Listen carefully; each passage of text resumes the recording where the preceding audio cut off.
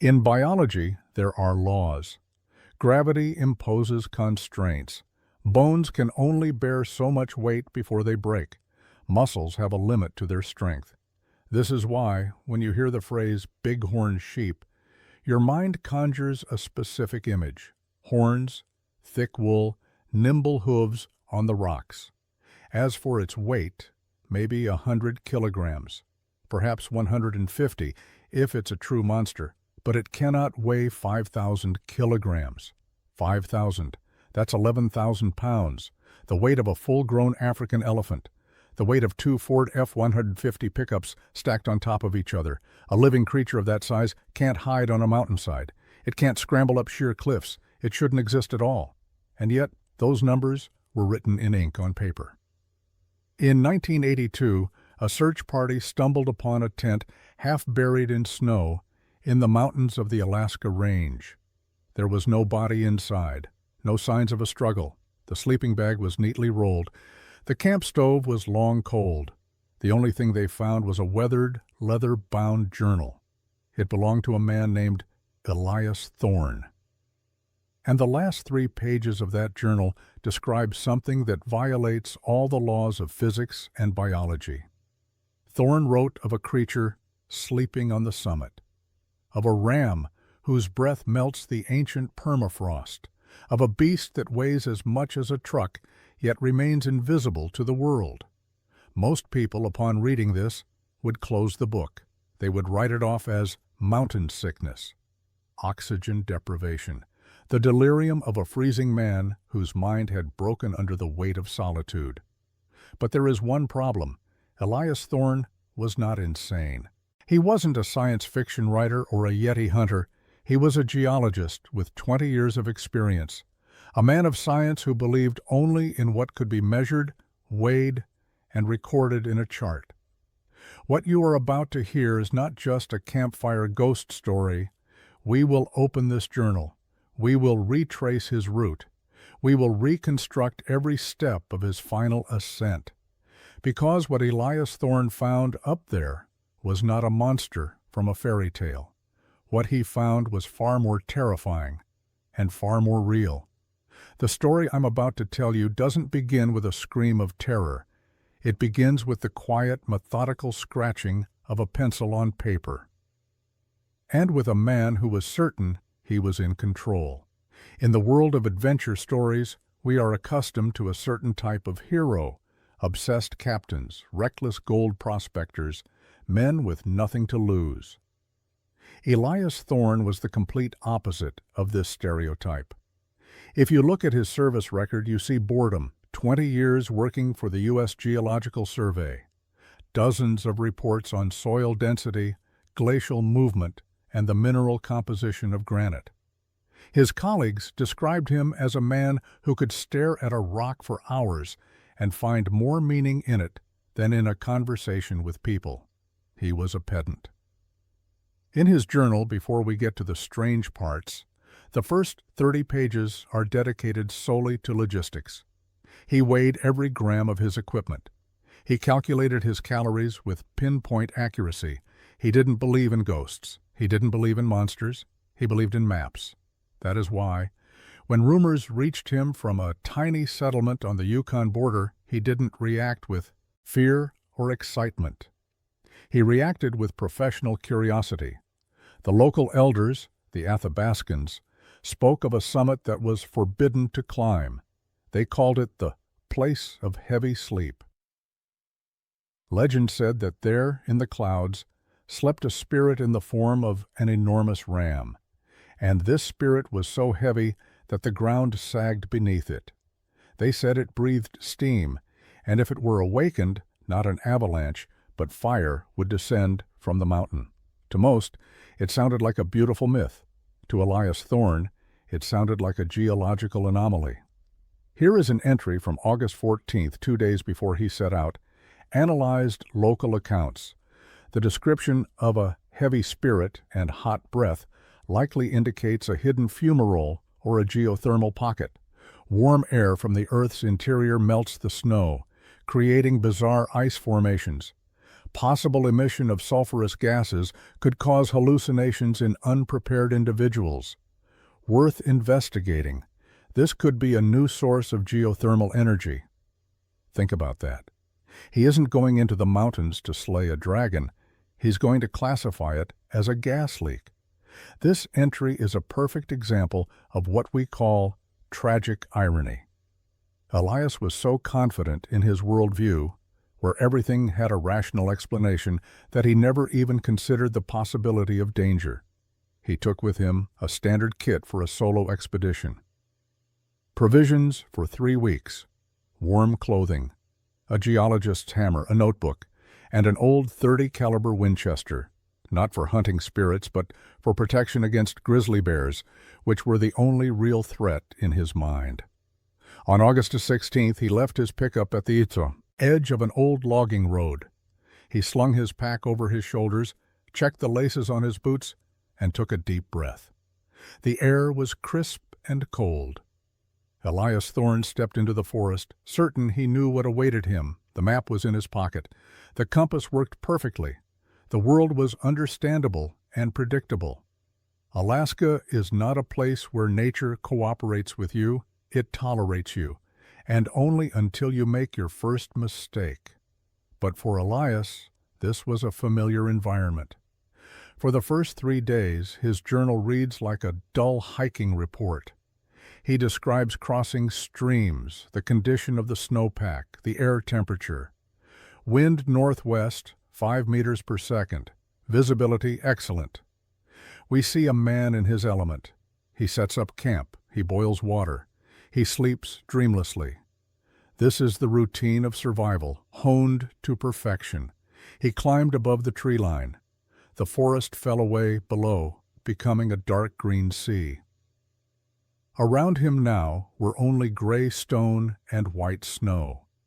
The world had turned black and white, but on the 4th day, the tone of his entries begins to subtly change.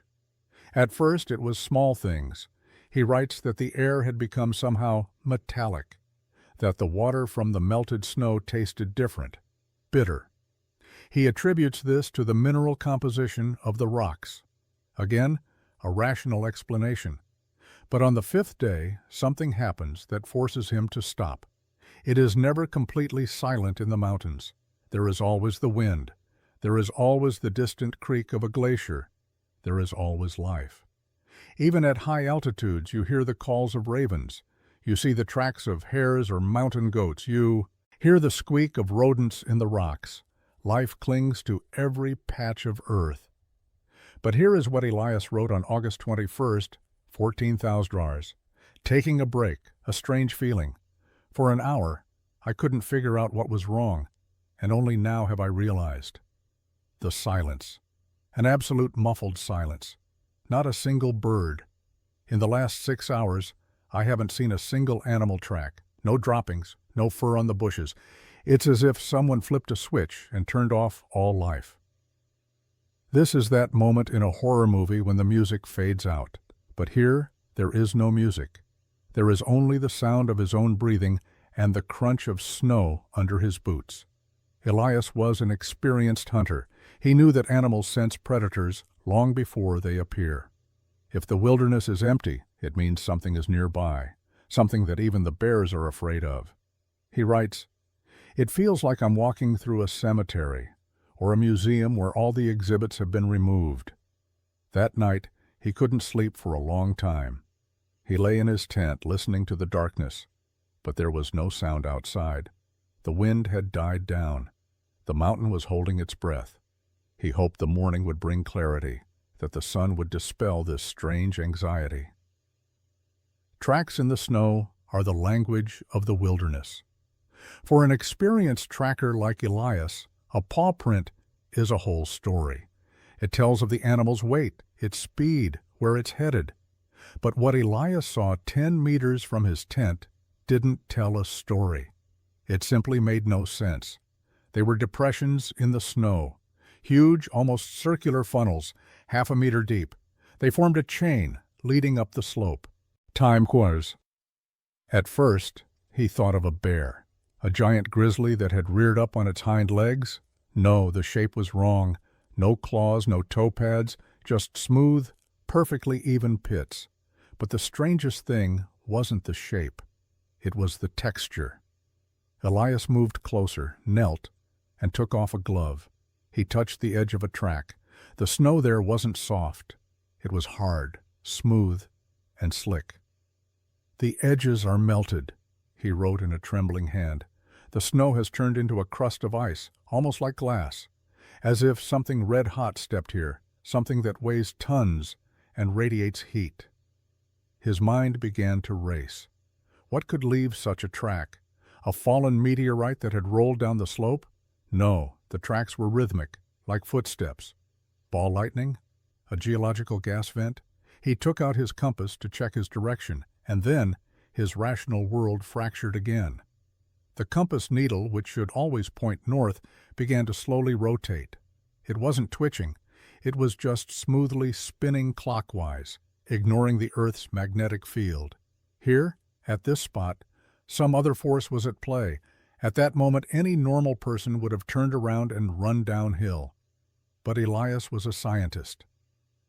To him, an anomaly was not a threat, but a challenge, a puzzle to be solved. He remembered his theory about geothermal activity. Could there be magnetic ores beneath the surface? Could hot springs be surfacing in pulses, melting the snow? He took another instrument from his pack. A Geiger counter, standard procedure for a geologist working with unfamiliar rock formations. He switched it on. Silence. The occasional click of background radiation, normal for high altitudes. "Clear," he breathed. "Not radiation. So it's physics, not nuclear chemistry." This mistake would cost him everything. He didn't know that some radiation sources have a directional effect, or that cold air can distort the readings of cheap instruments. He calmed himself. He had found a logical explanation, a magnetic anomaly combined with thermal springs. Fear receded, replaced by the thrill of discovery. "The tracks lead to the plateau," he wrote. "The locals call it Silent Peak. I'm heading there." He packed up his camp. He slung the rifle over his back. And he began to climb, following the tracks that seemed to have been burned into the snow by death itself. The plateau was as flat as a table. A vast field of untouched snow, surrounded by sharp peaks like the walls of a fortress. The wind swept freely here, kicking up flurries. And in the center of this white emptiness, it lay. From a distance, it truly looked like an animal, a huge creature curled into a ball. Snow and ice had frozen onto it in bizarre layers, creating the illusion of thick wool. Protrusions resembled the powerful horns of a mountain ram pressed to the ground. It was colossal, 2 men tall, as long as a bus, and it was breathing. Wisps of steam rose from the object, thin white threads that dissolved in the frigid air. The snow around it had melted, forming a perfect circle of black, wet rock. Elias stood, unable to move. His brain refused to process the image. A biological object of this size could not generate so much heat at rest. It was impossible. He took a step forward, then another. The Winchester in his hands felt like a child's toy against this behemoth. The wind died down. The only sound was the hissing of steam. Elias approached to within 10 meters. Now he could see that the wool was dirty, layered ice. And beneath the ice, something dark was visible. Not skin, not fur. He came right up to it. The heat hit his face, a wave of warm, humid air with the taste of metal and ozone. He took off his glove and reached out his hand. He wanted to touch the legend, to feel the pulse of the monster. His fingers wiped a layer of frost from the creature's side. And in that moment, the legend died. Beneath the ice, there was no flesh. There was cold, hard titanium. Metal, scarred from atmospheric entry. Melted, bent, but still recognizable. And on that metal gleaming dully in the light of the setting sun, Elias did not see the eyes of a beast. He saw letters, faded, red, stenciled letters, SSSR, and just below, a serial number, and a symbol familiar to all, a star framed by ears of wheat. In that instant, Elias Thorne understood everything. The Athabascans were right, but they were wrong about what it was. This was not a spirit, and it was not a ram. Right in front of him, in the heart of Alaska, lay a fallen Soviet reconnaissance satellite, a Cosmos Series spacecraft, a relic of the Cold War that should have burned up in the atmosphere but had somehow survived and crashed here in these God-forsaken mountains. And the monster's breath. Elias slowly turned his gaze to the rear of the object where the main heat was coming from. There were no lungs. There was a cylindrical block, an RTG, a radioisotope, thermoelectric generator, a nuclear battery powered by the decay of strontium-90 or plutonium-238. Elias was standing 2 steps away from an open, damaged, functioning nuclear reactor. To understand the horror of Elias's situation, you need to understand what an RTG is. It's not a bomb. It won't explode like in a Hollywood movie. It's far more insidious. It's a container holding a highly radioactive substance. As it decays, it releases an enormous amount of heat. This heat is converted into electricity to power the satellite. Soviet naval reconnaissance satellites, known in the West as RSATs, often used such reactors because solar panels provided too little power for their powerful radars. When a satellite's mission ended, the reactor was supposed to be ejected into a high disposal orbit, where it would circle for hundreds of years. But sometimes the ejection mechanism jammed, and then tons of radioactive metal would fall to Earth.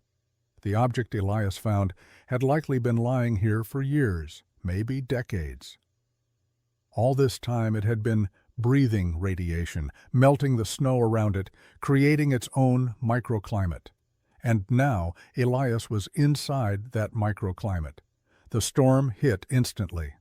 The wind on the plateau was strong enough to knock a man off his feet. The temperature dropped to -30 in minutes. Visibility was 0. Elias had a choice. Try to descend blindly, risking a fall into a chasm or freezing to death, or stay here near the only source of heat for miles around. The irony was monstrous. The snow ram gave life with its warmth, but killed with its essence. Elias made his decision. He couldn't descend. In such a storm, he decided to wait it out. He moved 100 meters away from the object, what he thought was a safe distance, and hastily began to set up his tent behind a rock outcropping. He thought he knew the enemy. Radiation drops with distance, he told himself. The square of the distance. 100 meters should be enough. But he failed to account for one thing: the wind. The satellite had been damaged in the fall. The casing was breached. And the wind howling across the plateau was picking up microscopic particles of the active material, tearing radioactive aerosols from the reactor's core and carrying them directly to Elias's tent. He wasn't just warming himself by a nuclear fire. He was breathing its smoke. In his journal he writes, $21,000. The storm is hellish. The tent is shaking so hard it feels like it's about to take off, but it's warm here. Strangely warm. The thermometer reads +5. The heat from the object reaches even this far. Thank you, Russian engineers, for keeping me from freezing tonight. It was the most terrifying entry in the entire journal, an expression of gratitude to his killer. He got out his canned food. He melted snow for tea. Snow he had gathered right at the entrance of his tent. Snow that had just been dusted with invisible strontium particles. He was eating poison. He was drinking poison. He was breathing poison. Acute radiation sickness is a traitor. It doesn't kill instantly. It plays with its victim. First comes the initial reaction phase: nausea, vomiting, headache. This is the body screaming that its cells are being destroyed. Elias woke up in the dark, choking. He was vomiting. His head was splitting as if nails were being driven into his skull. Poisoning, he scrawls in his journal with an unsteady hand. The canned stew was bad. Damn that supplier, so weak I can't lift my arm. But it wasn't food poisoning. For the next 2 days, the storm raged on. Elias was trapped in his tent, in the kill zone. And with every hour, the dose his body received grew. On the second day, he noticed something strange. A taste of copper in my mouth, like I'm chewing on a battery. Water doesn't help. And my skin, my face is burning like a sunburn, but there hasn't been any sun for 2 days. These are classic symptoms. The metallic taste is a sign of air ionization and the breakdown of mucous membranes. The nuclear tan is erythema, a radiation burn on the skin, but Elias's mind, clouded by sickness and fever, began to search for other explanations. The rational geologist was disappearing. In his place was a terrified man, trapped alone with a monster. The entries become fragmented. The handwriting changes, the letters jumping across the page. It's watching, I can feel it. The ram isn't sleeping. It's warming me so it can eat me later. On the third night, the walking ghost phase begins. The nausea subsides. The pain goes away. The person feels like they are recovering. This is radiation's cruelest trick. It is the calm before the final collapse.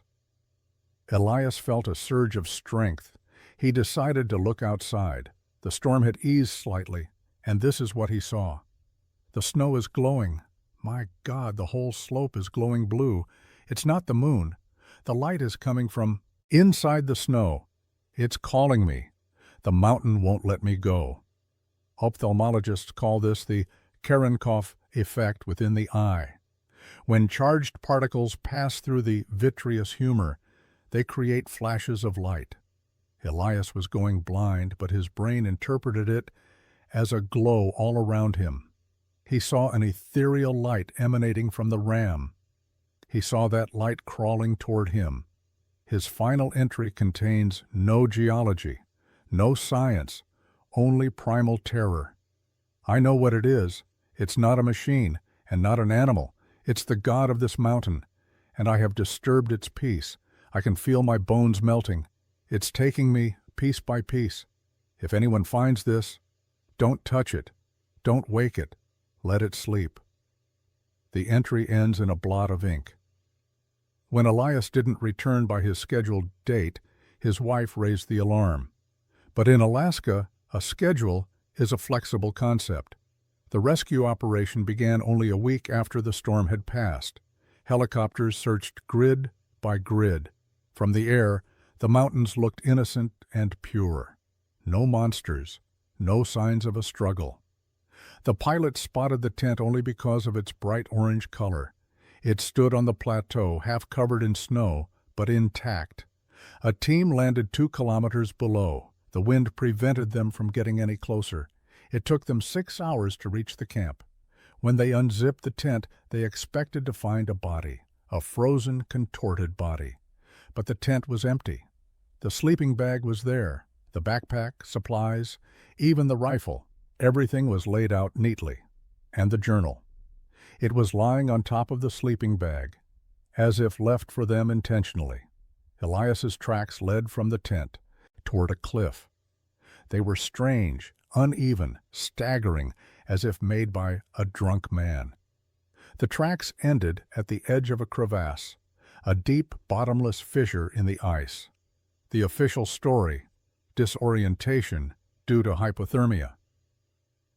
Paradoxical undressing, a phenomenon where a freezing person feels hot and wanders off into the night. Elias Thorne fell into a crevasse and died. The body was never recovered, case closed. But there was one detail in the rescuers' reports that never made it to the newspapers. One of the helicopter pilots, flying over the plateau with a thermal imager, noted a strange anomaly. 100 meters from the tent, the instruments detected a powerful heat signature, a bright hot spot in the middle of the icy wasteland. The pilot reported it. He suggested they investigate the source of the heat. He was denied. 2 days after the camp was found, men in civilian clothes but with a military bearing arrived in the area. They were from the Defense Threat Reduction Agency, DTRA, and the Department of Energy. They confiscated the journal from the local police. They took soil samples. They knew what was up there.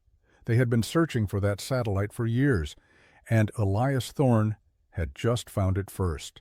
The satellite was evacuated a month later in a secret operation under the cover of geological exercises. The snow ram was lifted by a heavy transport helicopter and taken to an undisclosed location, and Elias remained there, a part of him at least.